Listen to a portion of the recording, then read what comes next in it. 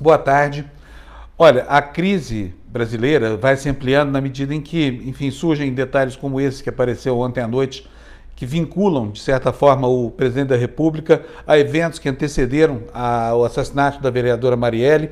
Enfim, o Brasil está uma zona, houve essa reação destemperada do presidente da República durante a madrugada, né? Saiu por aí ameaçando cortar as concessões da Rede Globo e ameaçando. Ontem foi o filho dele, o Eduardo, que foi para a tribuna fazer um pronunciamento que foi um assinte, né? Foi um assinte contra a democracia. Aliás, se ele não fosse deputado federal, poderia ter cometido um crime gravíssimo contra o artigo 22 da Lei de Segurança Nacional, que proíbe propaganda contra a quebra da ordem institucional.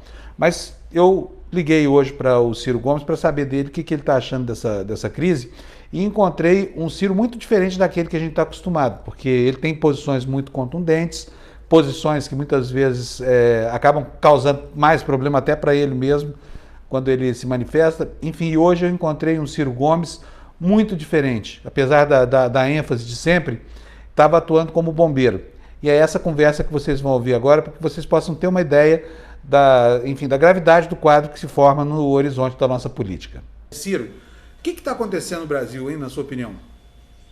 Olha, nesse momento acontece o desdobramento de uma crise anunciada, porque o Brasil vive, Fábio, de adiar a confrontação de certas clarezas, certas verdades, certas realidades, à luz de conveniências e de oportunismos. E nisso é um jogo bastante grave das próprias elites dominantes do país. Então, a primeira providência para nós outros, né, o jornalismo equilibrado, os políticos que temos a preocupação com a sorte do país, é baixar a bola. Baixar a bola, não aceitar a gritaria de ninguém, porque isso é o que o Bolsonaro quis fazer. É absolutamente inacreditável, não é, que a gente assista uma reação apoplética, uma reação pirada, para a gente usar aqui uma expressão moderada em relação ao que eu testemunhei na noite de ontem, do presidente da República, da quinta maior nação do mundo, não é? Enlouquecido, translocado, e levantando a voz e misturando alho com bugalho, etc, etc. Claro que isso é uma aberração, mas ele tem um instinto, e nesse sentido o instinto dele, ele acertou. O que ele está querendo fazer? Botar muito barulho, muito assunto, muita confusão, aí o Adélio, é a Polícia Federal, é o filho Flávio, é não sei o que e tal, para galvanizar o eleitorado dele e radicalizar o discurso jogando suspeita, né? É a mesma lógica do sereno e frio gesto de botar aquela publicação de um leão heróico acossado de hienas, que são basicamente representativos de todos os antagonismos que uma democracia impõe a quem governa um país, né? Quem governa qualquer coisa, aliás. Então, isto é a primeira providência. E aí, vamos lá. Número 1. É fato inconteste de que há um conjunto constrangedor de pontos de contato explícitos, não tem como enganar, não tem como fazer barulho, não tem como conversar fiado. É fato incontestável de que a família Bolsonaro tem uma ligação cada vez mais despudoradamente esclarecida com a corrupção vil dos gabinetes a partir do próprio Jair Bolsonaro como deputado federal, eu já sabia disso, cansei de falar, e mais grave, na ambiência disso, a conexão orgânica com as milícias. Não é possível ser coincidência, as fotos, os endereços, os contatos e tal, assim. O camarada lá da milícia de Rio das Pedras está foragido, como um dos envolvidos na morte da Marielle, e ele tinha a mãe e a irmã no gabinete do Flávio Bolsonaro. O Queiroz tem 10 homicídios, Flávio. 10 homicídios. Em julho agora, veio um documentário do Zé Padilha que me autorizou a devassar essa informação, porque ele me contou em confiança, e está pronto, é inacreditável. Diz que essa turma toda, os assassinos da Marielle, o Queiroz, todos estavam juntos, numa mesma rádio patrulha, no mesmo camburão, numa data certa aí, que essa gente toda tem conexões absolutas. O Flávio Bolsonaro foi o único deputado na Assembleia do Rio de Janeiro que votou contra uma CPI das milícias, o único. O Jair Bolsonaro fez discursos defendendo o papel saneador das milícias e até falou-se em legalização de milícia. Então, a conexão é flagrante. Isto dito, aí adiante, você estabelecer uma conexão com o assassinato da Marielle, eu acho que é muito explosivamente grave. E neste caso faz o quê? Em nenhuma hipótese aquilo que ele propôs. Constranger o porteiro, usar a Polícia Federal como se fosse uma milícia dele próprio, para constranger, e nisso o papel imundo que o Sérgio Moro tem se prestado a jogar é de cobrir qualquer nação minimamente avergonhada, né, de constrangimento e pudor.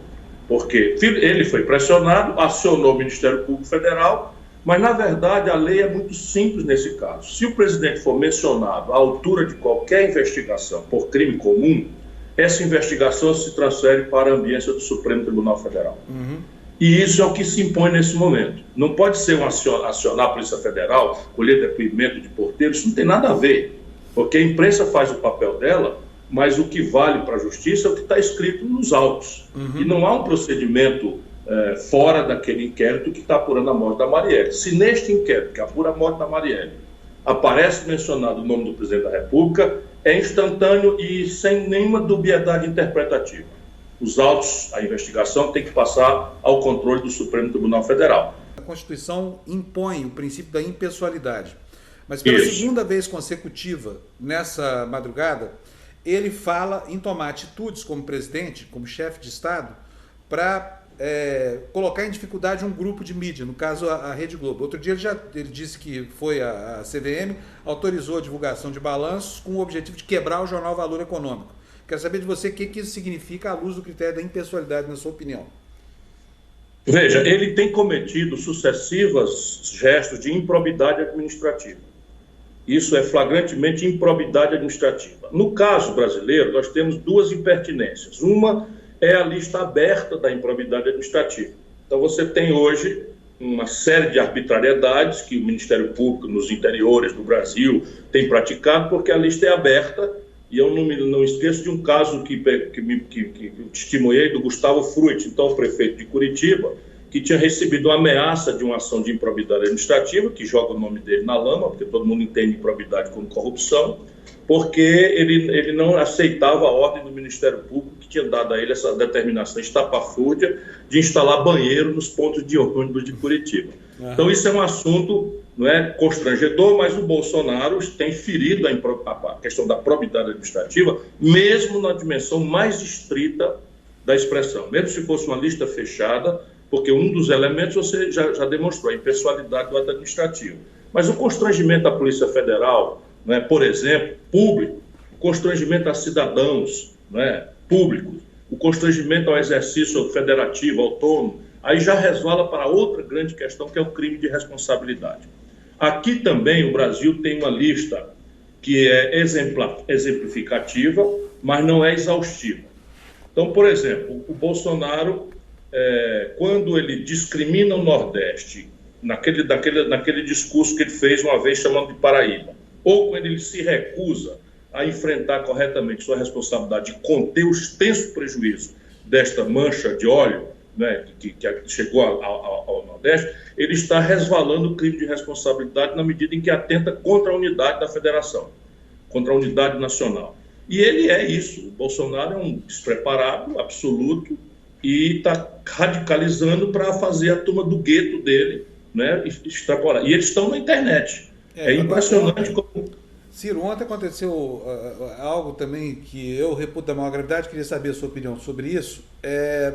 Aquele discurso que o Eduardo Bolsonaro fez, fazendo uma ameaça clara de devolver o Brasil para uma situação ditatorial. Aquilo é óbvio que é uma ameaça. Agora, aquilo é crime que está lá tipificado no artigo 22 da Lei de Segurança Nacional. Você não pode fazer propaganda da quebra da ordem institucional do país. Queria saber o que você acha. O deputado federal, Fábio, de novo, eu estou querendo ver se a gente bota sobriedade no assunto, porque senão, veja bem, a revista Veja abre uma capa dizendo que o Lula é o mandante do crime do Celso Daniel. A revista, a televisão Globo, apressadamente, violentando a imprensa, é livre. Tem que ser livre e não pode ser cobrada disso. Mas aquele assunto ainda está sob investigação e está sob sigilo de justiça. Portanto, há um exercício normal da mais pura liberdade de imprensa, portanto, não há se condenar nada na imprensa de fazer essa denúncia, Mas é precipitado você trazer um indício, um elemento grave de indício, né, do eventual envolvimento do Bolsonaro ou da família dele com o assassinato da Marielle. Isso é dramaticamente grave, né? Então, o Bolsonaro, o outro, esse despreparado, um picareta, né, que é um policial despreparado, foi inacreditavelmente indicado para embaixador. Felizmente, o Senado Federal teve aí a habilidade de, sem precisar de um trauma maior, dissuadir essa indicação, senão essas tragédias estavam lá. Mas o que a gente precisa fazer em cima desse é 3 discursos esculhambando um bosta como esse, porque aí é que a gente tem que fazer isso. Quer dizer, você é um bosta, rapaz. Se mete aí para reprimir, se mete a fazer de novo a apologia da ditadura, que vamos passar por cima de você. É bom você se lembrar dos exemplos do Mussolini. Isso é o que eu faria se eu fosse colega dele, sabe? Mas, por enquanto, ele está dentro da baboseira retórica. Da baboseira. Quer dizer, você não acha que tem um clima assim de insurreição, de repente um autogolpe, uma coisa dessa?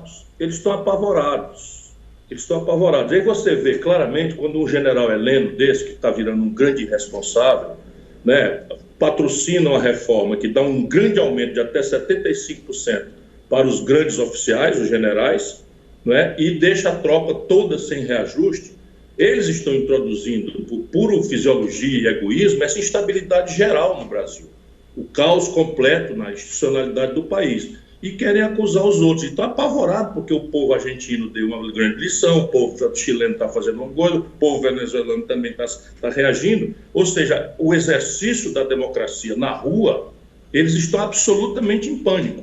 E nós precisamos esquentar a rua. É a única lição que eles vão aprender é essa. Que fazer o quê? O que tem que ser feito daqui para frente?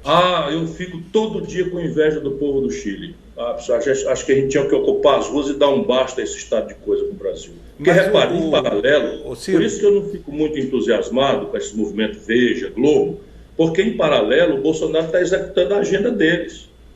Então, a reforma da Previdência, com essa característica de perversidade, dando aumento de 75% para os generais e onerando a quem ganha até R$3 mil de salário.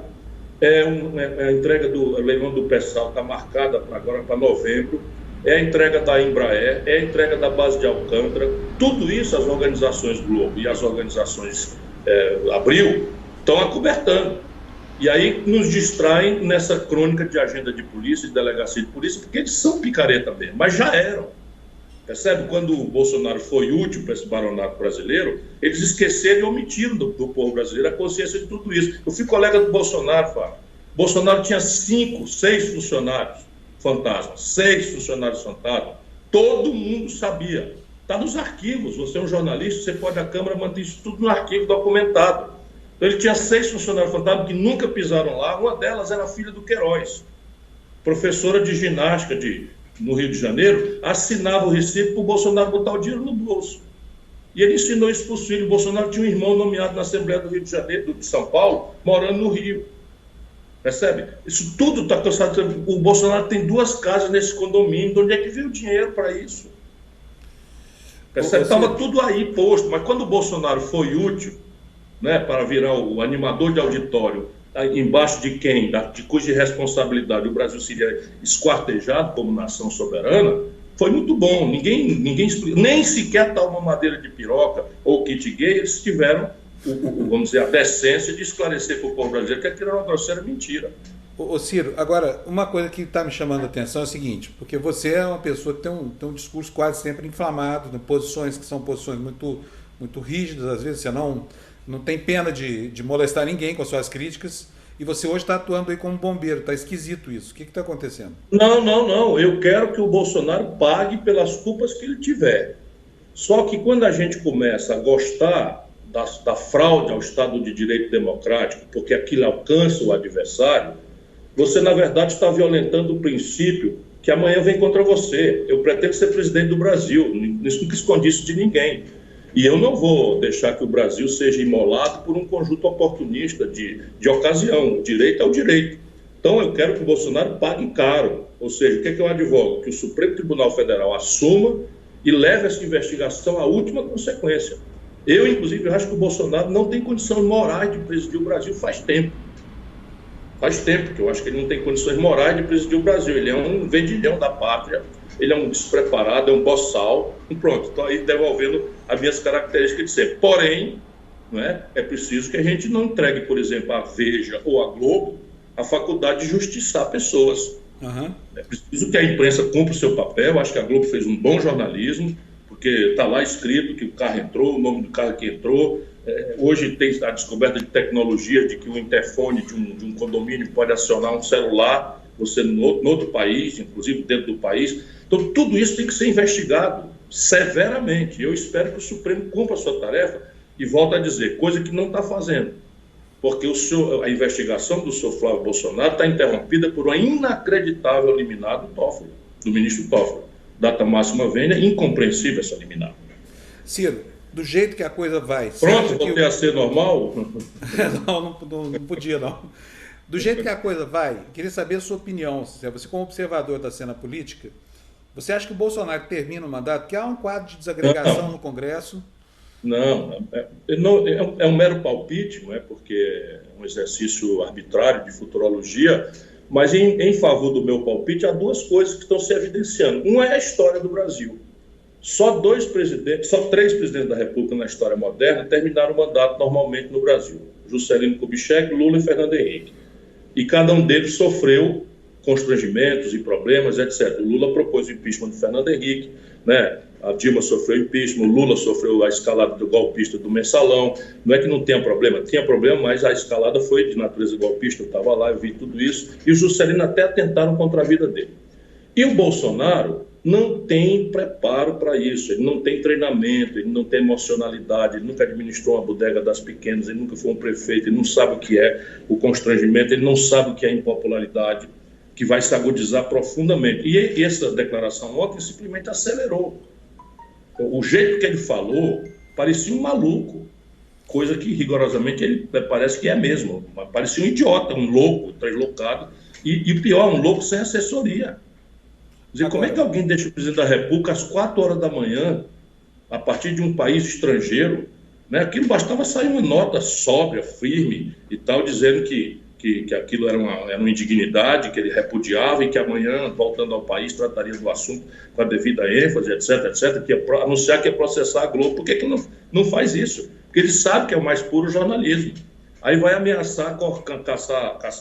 Ele acha que tem esse poder todo. Ele está completamente enganado. Quando ele for caindo em si, de que ele não é o dono do Brasil, é só um presidente medíocre, que se elegeu na esteira de uma grande fraude provocada pelo ódio, a corrupção e a debacle econômica que a experiência do PT produziram, ele não aguenta. Vai pedir para sair. Então quer dizer que você está se preparando para entrar em campanha de novo, porque a Constituição manda fazer eleição logo, em caso de impeachment, antes do fim do segundo ano. Não é, Fábio. Não. A Constituição não diz isso. A Constituição diz que assume o jumento de cargo, o vice dele. Assume, mas ele tem que convocar a eleição. Não tem que convocar eleição nenhuma. O vice assume e tira o resto do mandato. É isso aí a tragédia brasileira. Então você acha que nós terminamos a era Bolsonaro com o vice-presidente no comando do país? Que é coisa pior do que ele, porque não tem essas caricaturas adjetivas, e é mais muito idiota e muito reacionário e muito entreguista. Olha, agora, me parece, a última pergunta que eu vou te fazer, eu vou te deixar trabalhar aí, porque seu dia deve estar muito cheio, é o seguinte: me parece que há uma tentativa clara de estabelecer uma relação de contato, não com o estamento militar, mas sim com o estamento policial. Né? Essa história de, enfim, franquear armas, não sei o que mais, deixar a legislação mais fragilizada para facilitar a atuação de milícias. Eu queria saber de você que quadro é esse que está se formando na sua perspectiva. É um quadro proto-fascista. É um quadro proto-fascista porque, eu volto a lhe dizer, ele tem esse espírito autoritário, e o espírito autoritário entre os covardes precisa de força dos outros para suportá-lo. Que é o que o Bolsonaro é, um grande frouxo, um grande covarde, que portando uma arma foi assaltado e simplesmente entregou a arma e a moto para o bandido. E depois esse bandido apareceu morto, né, no Rio de Janeiro, e ele é ligado a isso tudo, a esses justiçamentos, essas coisas. Todo mundo sabe disso, as organizações de luta estão cansadas de saber que o Bolsonaro não é deputado do Ceará, é deputado há 28 anos no Rio de Janeiro. No Rio de Janeiro, ligado ao Sérgio Cabral, ligado ao Pisciani, ligado ao Brazão, ligado, sabe, a tudo que não presta. O Eduardo Cunha, que ele chamou publicamente de herói, no dia da votação do impeachment, ele faz a apologia da tortura com brilhante ustra. Qual é a novidade? Qual é a novidade? Para mim, nenhuma. A novidade agora é que parece que ele está com o bagaço chupado, que deve ser descartado. E o idiota pensa que tem poder. Né? Bom, tá bom, Ciro. Muito obrigado, então, pela sua entrevista. Vamos ver quais são os desdobramentos disso aí, porque a crise, se tiver a gravidade que está anunciada, não, mas ela é seríssima. Tem, porque isso é fato. Qualquer investigação feita por um sargento do interior do Ceará vai evidenciar as conexões do Flávio Bolsonaro e do Carlos Bolsonaro com as milícias. Qualquer cabo de polícia faz essa investigação com um bloco de cadernetinha de nota na perna. Agora, feito isso, nós temos um passado muito recente nosso, há menos de 4 anos, né, há menos de 3 anos, a história de uma presidente que cometeu um crime fiscal... Nunca cometeu crime nenhum. Então, vamos supor, para argumentar, que ela tenha cometido o crime fiscal das pedaladas sejam algo grave. Agora, morte, milícia, crime político é muitas vezes mais grave. É o fundo do poço. Você imagina como é que isso explode no universo popular brasileiro? Que a minha angústia é essa. Por isso que eu estou tentando ser uma voz aqui de severidade, mas de equilíbrio, porque imagina como é que isso explode em 14 milhões de desempregados, 63 milhões e 700 mil brasileiros humilhados por nome sujo no SPC, com essa tragédia socioeconômica da saúde que não presta, as epidemias voltando, e de repente ver o mundo político mergulhado nesse tipo de vulgaridade, de quinta categoria. Isso é o fundo do poço. E o outro constrangimento é o seguinte: agora temos um presidente da República, projeção personalíssima da nacionalidade brasileira no estrangeiro, suspeito de vinculação a um assassinato, não é, de uma ridicularia fatalista. Quer dizer, eu não sei nem qual é a palavra que eu uso aqui, mas assim, de um passadismo do século XVIII, sabe, do crime político, assassinar um adversário político,